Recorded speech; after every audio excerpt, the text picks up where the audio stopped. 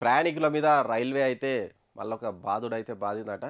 ఆ రైల్వే శాఖ ఏం చేస్తదో అర్థం కాదు. ఎందుకంటే, ఆ రైల్వే నిజంగా అంటే వీళ్ళు చెప్పే వాదన ఒకటుంటది. నిజంగా మనం ఒక న్యూస్ మాట్లాడుతున్నప్పుడు అందులో మంచి చెడ్డలన్నీ మాట్లాడుకుందాం.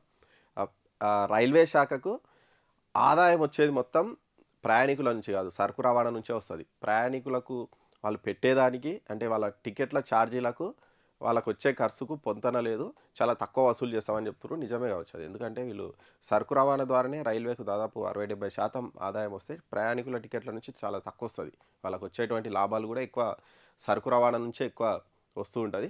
మరి ఈ నేపథ్యంలో మళ్ళొకసారయితే మరి ప్రయాణికుల ఛార్జీలనైతే పెంచిర్రంట. రైలు టికెట్ల ధరలు కిలోమీటర్‌కు 1, 2 పైసలు పెంచిర్రంట. ఇవి చూస్తే చాలా తక్కువ అనిపిస్తాయి గానీ చాలా పెద్ద ఎత్తున వస్తది. ఇగో ఈ 1, 2 పైసలు పెంచితేనే 600,00,00,000 అదనపు ఆదాయం వస్తదంట చూడండి రైల్వేకు. అంటే చాలా పెద్దది.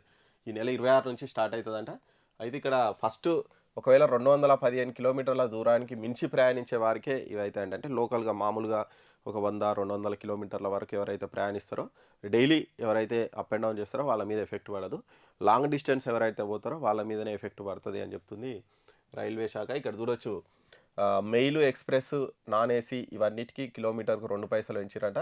ఇక నార్మల్ ఇక్కడ ఆహ్, జస్ట్ ఆర్డినరీ రైళ్ళకు మాత్రం 1 పైసా, ఎక్స్‌ప్రెస్, మెయిల్ రైళ్ళకు మాత్రం 2 పైసలైతే పెంచిర్రట. ఇక దాంతో పాటు నాన్ ఏసీ రైళ్ళలో 500 కిలోమీటర్ల దూరం కంటే ఎక్కువ ప్రయాణించే వాళ్ళు రూ. 10 ఎక్కువ చెల్లించాల్సి ఉంటదట.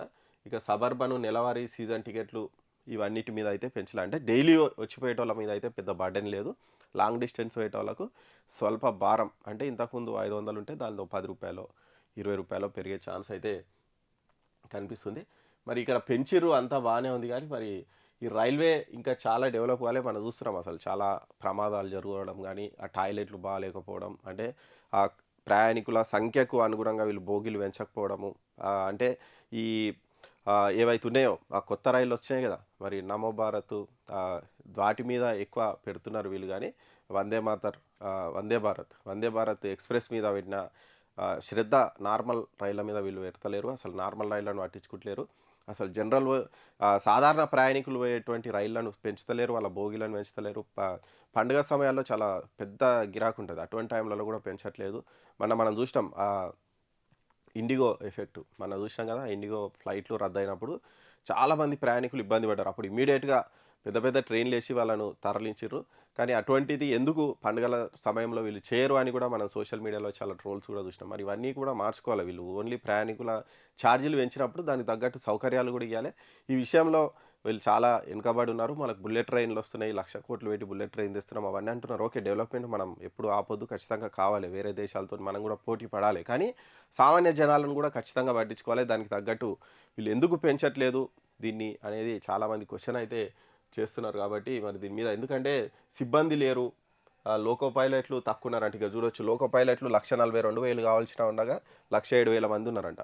ఇట్లా చాలామంది ఇంకో గూడ్స్ ట్రైన్ మేనేజర్లు 22,000 మంది ఉండాలంట. కానీ 12,000 మంది ఎవరంట. ఇట్లా స్టేషన్ మాస్టర్లు తక్కువున్నారంట. ఇవన్నీ కూడా చాలా ఫిలప్ చేయాల్సింది. మరి వీటిని ఫిలప్ చేయకుండా ఆపి రా ప్రయాణికుల సంఖ్యనేమో పెరుగుతుంది. రైళ్ల సంఖ్య పెరుగుతుంటే సిబ్బంది తగ్గుతూ ఉంటే ఆటోమేటిక్‌గా దాని మీద బర్డెన్ ఎక్కువ పడతది. ఇవన్నీ చేయట్లేదు. ఫస్ట్ అది చేయండి. అవన్నీ చేసి ప్రయాణికులకు మెరుగైన సౌకర్యాలిచ్చి ఛార్జీలు పెంచితే ఎవరు అడగరు గానీ, ఇట్లా ఏమీ ఇయ్యకుండా ఇట్లా చేయడం అనేది కరెక్ట్ గాదు అంటున్నారు మరి ప్రయాణికులు. దాంతో పాటు చాలా మంది జనాలు. మరి దీన్ని ఇప్పటికైనా రైల్వే శాఖ పట్టించుకుంటదా లేదా అనేది చూడాలి మరి.